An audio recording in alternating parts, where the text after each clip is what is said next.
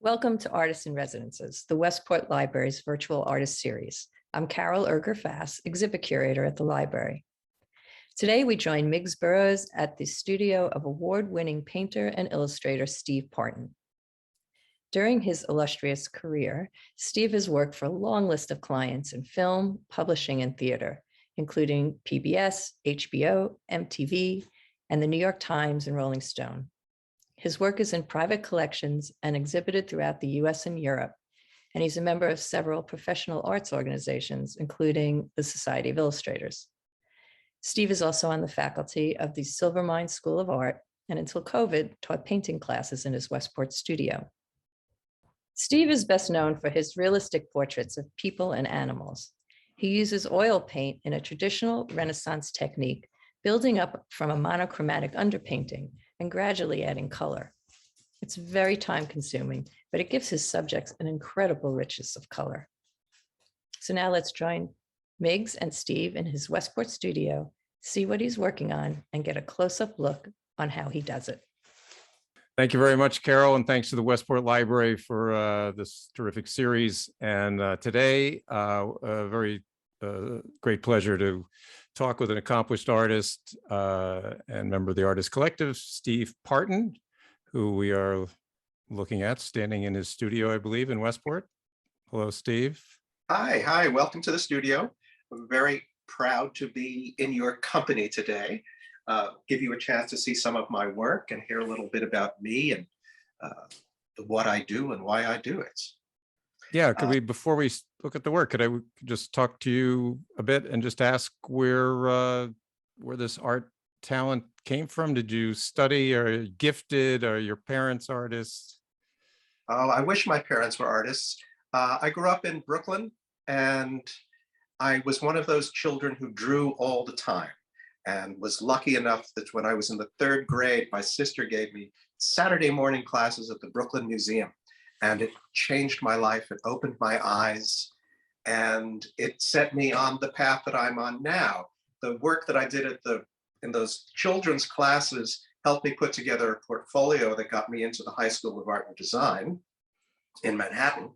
And my work there got me a full scholarship at the School of Visual Arts in Manhattan. And like many of us from my generation, when you went to a fine arts school, minimalism was in its heyday, and I always wanted to be a traditional realist, and the only way to learn that at the time was to go into the illustration department. And I had wonderful teachers there who taught me to paint the way Leonardo did and Rembrandt did, and I worked to support myself in those years as a delivery guy for an art supply store. And I went on a delivery to a little office where they were starting to make an animated film. So an animated feature film, the first one that had been made in New York in decades. And I left school and I left the art supply store and started in a long, wonderful career in animation. I thought of that first film, which I worked on for 2.5 years, Raggedy Ann and Andy, as my master's program. And after that, it led me to designing animated films for Sesame Street and Weston Woods and HBO and Broadway musicals and feature films. This is the kind of stuff that I did for one Broadway musical. These were watercolors that were projected on a scrim on the stage, and everything animated. The little girl would walk towards the figures and take a picture, or in this one, the sleigh would move across. That's old school anime. It wasn't digital, obviously not digital. That's right. Nothing was digital. This is all the way that Walt Disney did it. I also, in that same period, I did work for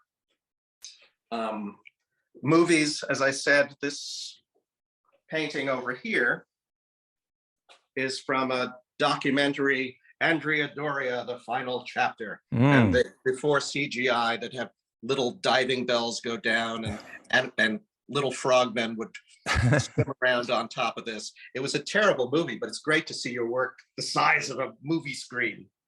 Wow, that's amazing. Yeah, it was a lot of fun. I did work for Joseph Campbell in The Power of Myth. I did work for the movie Reds. It was a lot of fun, awful lot of fun. I also worked as an illustrator and children's book artist, and always doing this traditional technique. And when my daughter went off to college, life changed a little bit, and I went back to painting more full time. I did this series of portraits of women based on photographs that were left to me by two old-time Westport illustrators, Euclid Shook and Victor Colleen.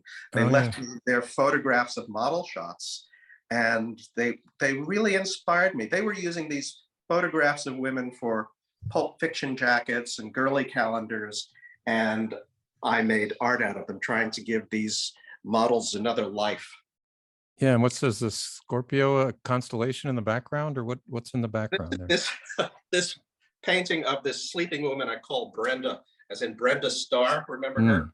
Yeah. So I put stars in the background, and there's the Orion, the constellation up here, turns out to be the name of my grandson. Little did I know. This painting here, this big portrait, is a portrait of my mom, who was in the Royal Air Force during the Second World War. And I based it on an ID photograph of hers that was about the size of your thumb. She was about 17 when that photograph was taken. She was a very petite woman, but she was a giant. She took up a lot of space in her life. So I've made her bigger than life. Yeah, it looks like her hair took up a lot of space too. It did. She was at that age where she was trying to figure out who she was. And every time you saw a photograph of her, her hair was completely different. One of the games I play with myself is to use different period palettes. This painting, I used the palette that was available to painters in Holland in the 15th century. So it's just a game I play with myself. This painting is called Olive because of its greenish cast.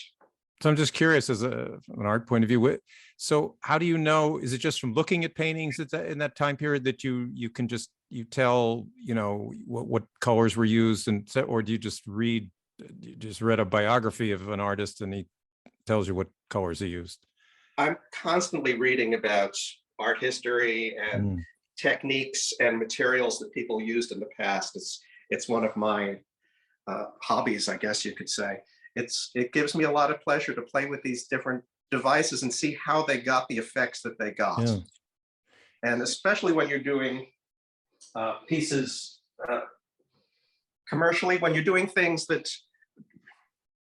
it's a game that gives me pleasure to be able to take something that might not interest me if it's a commercial piece, to make it interesting for myself. I'll try out a different technique. I teach a great deal, or I did teach a lot before COVID hit. I taught at Westport Continuing Ed over at Staples and at Silvermine, and I've had lots of private students who have been with me for years and years. And the way I paint and the way I teach is this basic Renaissance technique where I work things out monochromatically. In this case, these paintings are all being done in sepia tones and browns. And when things become finished, more finished like this, then I start applying color. This looks like there's color on it, but there isn't. This is just all earth tones at this point. Okay, well, yeah. No, I mean, but it's beautiful. When do you know, well, that's the old question. When do you notice, I mean, it's beautiful as it is, but you're going to add more color to that? Yes, it will wind up being a full color painting. Like, show them my self-portrait here. It's that same technique. Once everything worked out monochromatically, then I apply color. It's the same with all the paintings in this room. They've been done the same way. Sometimes I paint the paintings all in shades of blue, sometimes gray, sometimes brown. It depends on the temperature of the painting I want, whether I want a hot, cold, or medium painting. And I noticed, I mean, you're accomplished at everything, but hair, it astounds me when you can render hair so well. Some artists just kind of make it a mass of color and just kind of try to ignore. But this looks like you can, it's every strand and the highlights. And is that something that takes a long time to, even as you're a trained artist, is that especially difficult? It's the thing I had to learn is that it's counterintuitive. You don't paint hair the way you think you should paint hair. You're not painting every strand, you're painting masses, and you're painting highlights against the grain. And you're out to create an illusion. You're not out to reproduce a photograph. Right. So it's a magic trick. Okay. Yeah. So you're not using a paintbrush with one hair and drawing one hair with it. Yeah. I don't do that, but when I paint animals' fur, I have a collection of really crappy brushes that are like gap-toothed smiles that give you this irregular fur texture that you can't accomplish if you're trying to do strand by strand. It just looks fake. Yeah, but it looks furry. That's great.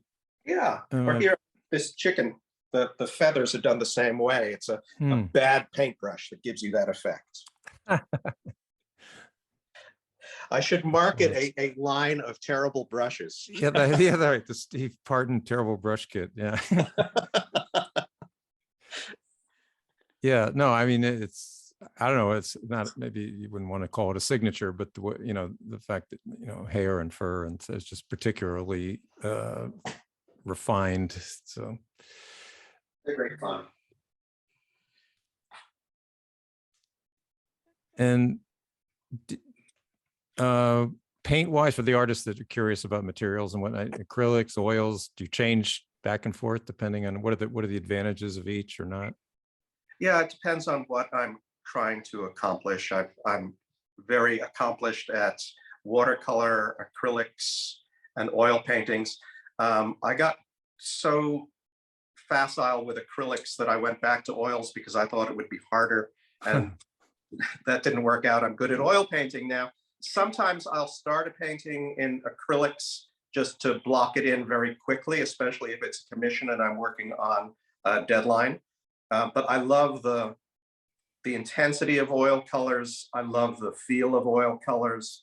I'm not somebody who is wed to one particular manufacturer. There are some Winsor Newton colors I like, some Old Holland, some Vasari, and some, what's the French company, Charbon or whatever they are. Each one has a purpose and a use. And I've got hundreds of brushes, I'd say, that I don't throw away a brush. Even that brush with the one hair will come in handy for scratching something. I love when I'm doing these really intense portraits of children, for example. I work on linen. It's a nice smooth finish, and I actually use Winsor Newton Series 7 watercolor brushes to do those, to give you that really nice soft texture. So even this, if you turn around and look at this starting painting here, I start everything off very, very roughly, very big brushes, very, very simple. And I refine and refine and refine. And that one of the tricks in this technique is that you try and keep all of your darks transparent, and you build the lights up until they become opaque, which creates the illusion of 3 dimension. The light parts seem to come forward and the darks recede. And it's all about hot and cold and value and light. Again, it's a magic trick that gives me great pleasure. Yeah, well, of course, yeah, just there's an illusion to it. And once everything is blocked in like that, like this, at the end, I can take transparent glazes of color and lay it on top of the brown. If I wanted this brown to become green or blue, I can just lay that on top. And sometimes you have to throw on full body color on top of it to have that contrast between thin colors and nice, fat, heavy colors. Yeah, that's cool. Well, yeah, I've been very lucky in my career. I've had a number of years ago, I became a member of the Salmagundi Club in New York, which is one of the oldest arts institutions in the United States. And that pretty much functions as my gallery and has given me a nice peer group, much like the our collective here in Westport to spend time with and learn from. It's a very collegial group. And recently I was honored by being made a signature member of the American Artists Professional League, which lets me put some letters after my name, AAPL, which is a nice change from AARP. And that group it exists to further realism in American arts, which I hope and pray is having a big comeback. Wow, that's amazing. But so what is that? I mean, do you get, because I've heard, you know, you've been honored at the Salmagundi as well as Anthony Santamoro as a member too. What? Correct. And what is that? I mean, physically, it's a building with studios in it, or just a meeting place, or how does the Salmagundi Club itself physically is the last privately owned brownstone in Manhattan.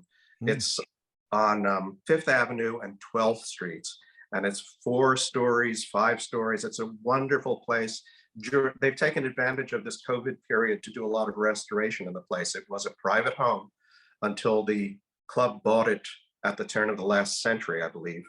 And it's high Victorian. There are great galleries, a wonderful skylit studio. There's a charming little wood paneled restaurants with stained glass windows by Louis Comfort Tiffany, who was a member.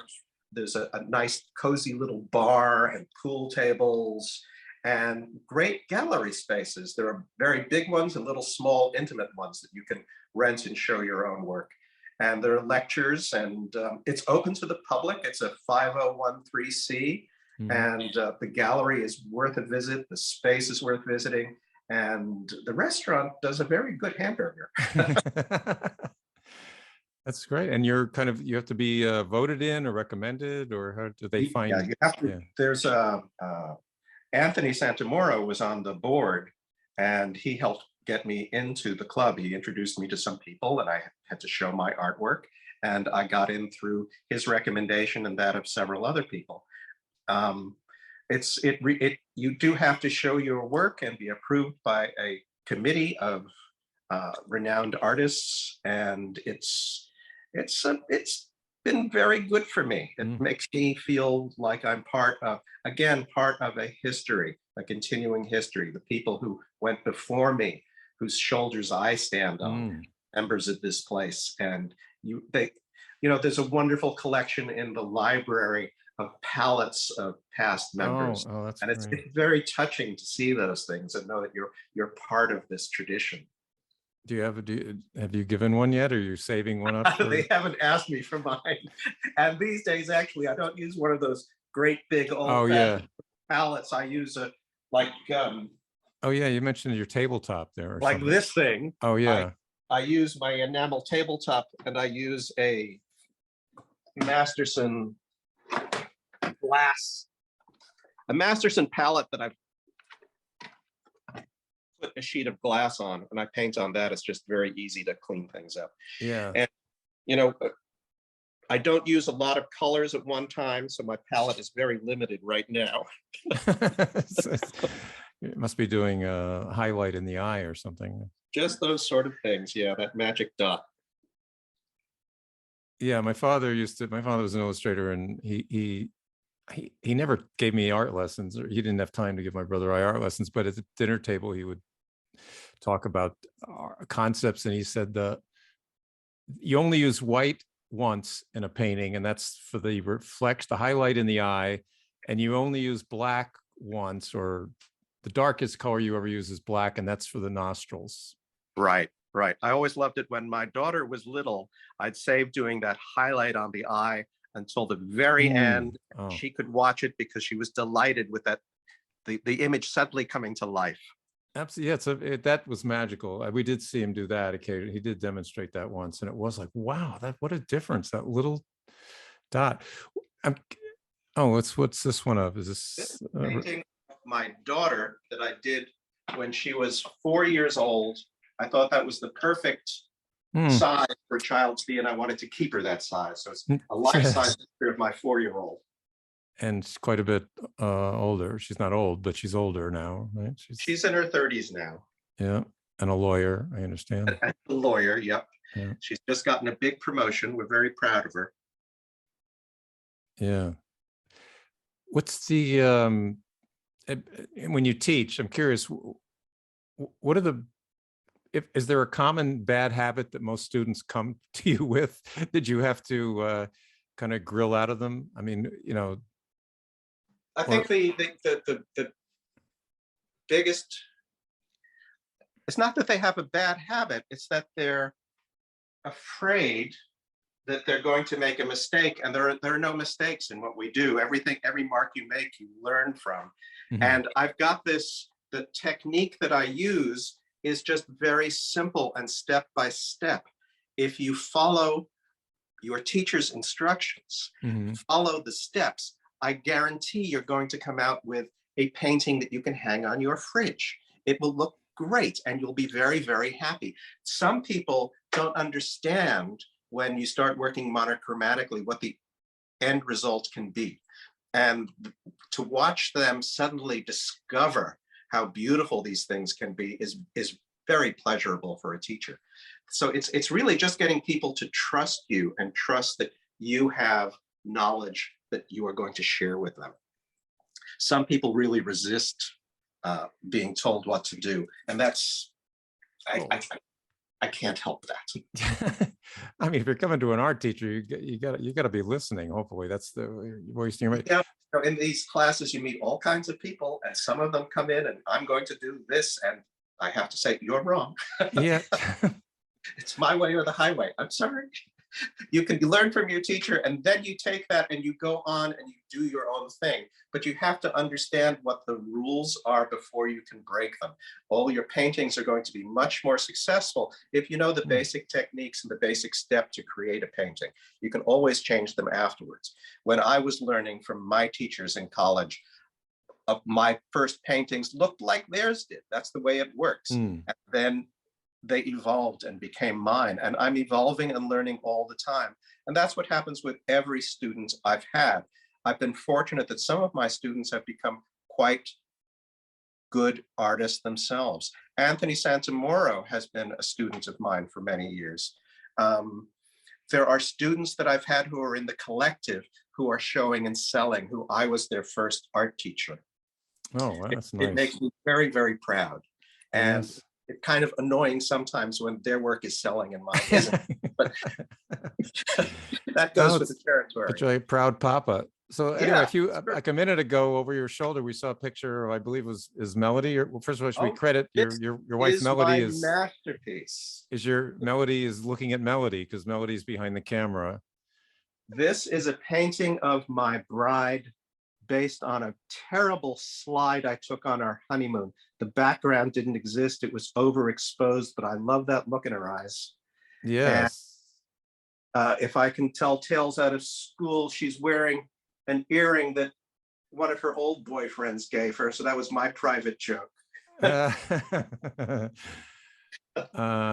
Melody and I were classmates at Staples and classmates at Carnegie Mellon, but no earrings were exchanged. Well, let's go back into my lair. Okay. This is a painting that I did. I painted a lot of dogs and cats, and I thought I'll paint horses because horse people have more money than people with dogs. And good thinking. And I rented a spot at the Hunt Club one year, and I set up my easel, my little plein air easel, and I started painting this picture, and a big storm came up and blew away my tent, and I didn't sell anything, and it was a financial loss, but I finished this painting the next afternoon. It was really a quickie, and it's won so many prizes and brought in so much money that it was well worth that day in the storm. Wow, that's extraordinary. Again, back, I mean, the highlights are different on different textures, in different materials. Right. Obviously, a highlight on fur is different than a highlight on hair, on skin, on eyes. So it's all, there's another thing my father said, everything is light and shade. That's right. That's every, That's all it is. Yeah. Different degrees of it. And do you do commissions?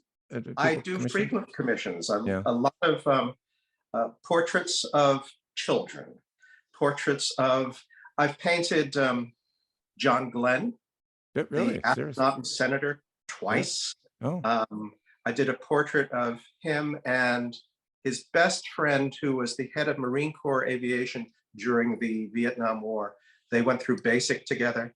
They flew at Midway together. And one painting was commissioned for John Glenn's office, and the other one was for the general. So it was the two of them having portraits of the two of them side by side. oh, So that was nice. fun. And I've painted lots of different people. I can't think of any more famous people that I've painted. Well, I'm just curious. This goes back to an old Seinfeld episode where the woman is so proud of her new baby, and apparently makes everybody can't believe how ugly the baby is. Have you ever had to do it? You don't have to name names, but or please don't name names. But have you ever been commissioned to do a picture of a child that, if you're going to be accurate, the child is just not a pleasant looking, it doesn't have pleasant features, and do you have to fudge it a little bit, or are you just The worst one was this, not a terrible looking little girl, but she was holding this little Jack Russell Terrier monster from hell that just wouldn't shut up and wouldn't stop doing this all the time. So I felt like clubbing the damn dog. It wound up being a nice little picture. But yeah, cats are harder than dogs because cats don't trust you. Kids are generally fine. I've painted portraits of, I did a big family portrait of 5 people in Westport. And in this town, they're all type A's, and getting 5 people to sit in the same place for any length of time is impossible. So I use a lot of photography in my work and a little bit of photoshopping to make sure that Susie's smile is okay. And you have to go through lots of approvals. I have found in my life that men are much more vain than women. I can share that with you. They always, generally a portrait artist is supposed to take 5 to 10 pounds off. That's one of the givens. Oh, okay. Men, they don't only want the weight taken off, they want their hair to be darker and they want more of it. So that's always fun. So, with the problem with painting kids, however, that the challenging painting a child is you get the commission and the child looks a particular way on that day.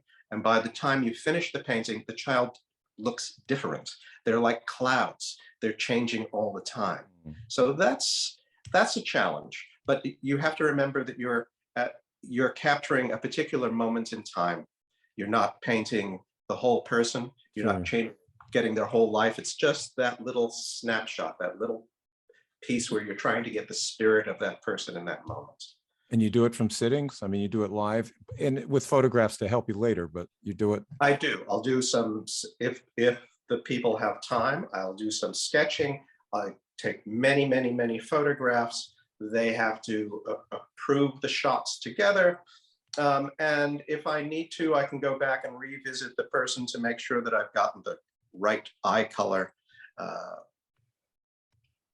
Things like that I can do at the end. But these days I rely on photos a lot, especially in COVID. Nobody wants to be around anybody. Yeah. The last portrait commission I did, I shot outside at Sherwood Island and wound up painting this lovely young woman set against what looked like aspens. And it wound up being charming. So sometimes COVID has given us gifts. I could bring people outside, put them in a more natural setting than dragging them to the studio. Yeah, that's interesting. Now over your shoulder, it looks like, are they robots or toys? There was one up above the man sleeping. There's a little row yes. of people. Well, to the left of that. Well, you can talk about this too, but then, yeah. I have a collection of toys from my childhood. And I decided a few years ago that it was time that I got rid of them. I'm an adult now. And I started going through the collection and realized I can't get rid of them without playing with them one more time. So I've done this series of paintings based on my toy collection and little knickknacks that I've had around the house. And that's where that came from. And this one to its rights with the little robots and the the two Chinese figures. That's Chinese writing above it says "Made in the USA." And Nice. this painting, the second chicken painting here, these are lead figures that are probably the size of a cigarette or my pinky. Mhm. And I wanted to paint them too. I like things that have that look like they have been used and play with. I don't like pristine things. I like things with history that tell you something about the people who used them and played with them. And the chicken had to be there. No, I love it. Again, it's just, to convey materials and the distress, the paint chipping off and all that kind of Yeah, thing. that's a game I play with myself. That the picture with the five figures, it was about creating all the different textures that you see there. The lead figure and But who's the guy in the blue? plastic one. And the then guy there's a man in a suit, yes. And that's not a toy, right? There's just a guy in a blue suit. I just drew in a man in a suit. Okay.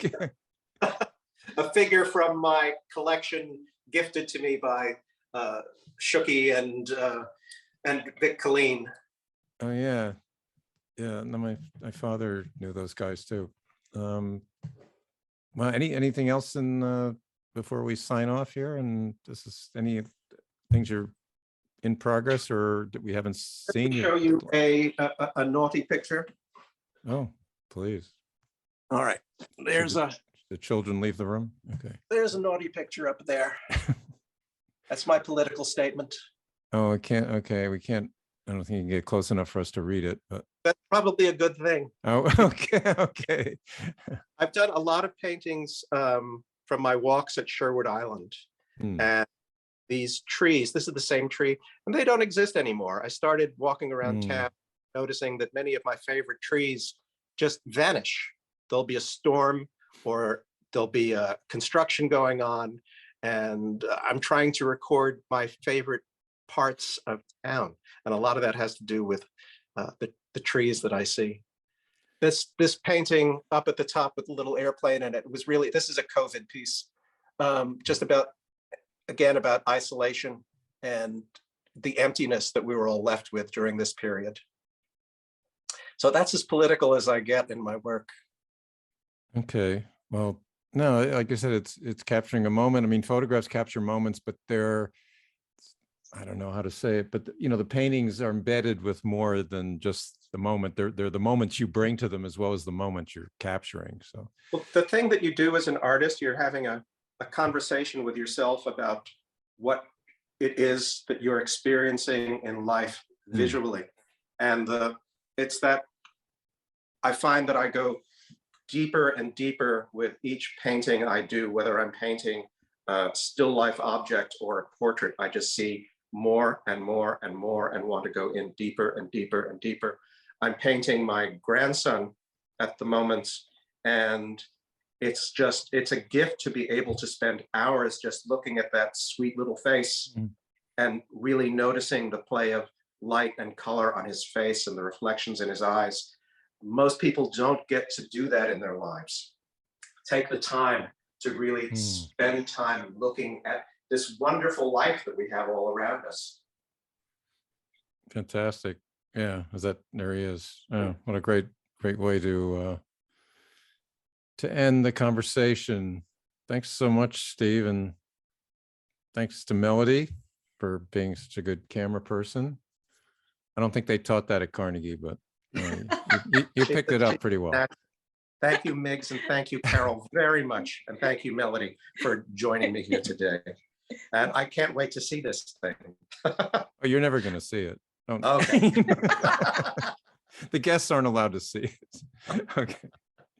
Thanks, Miggs, and thanks, Steve. And congratulations on your latest award. To see more of our Artists in Residences videos, check out the video and podcast gallery on the library's website, westportlibrary.org. Thanks, and hope to see you at the library soon. Okay.